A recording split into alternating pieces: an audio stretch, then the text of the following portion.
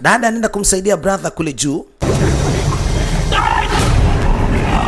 Mmoja kati ya mlinzi amemwona na mwingine nyuma anakuja, mwingine huyu huku, watatu wamemshtukia. Inabidi aanze kufanya mambo yake. Yes.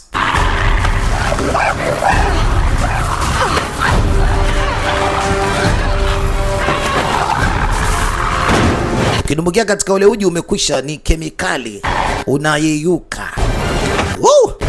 Akifanya mchezo akiingia mle kaenda, yani atauza mwili mzima.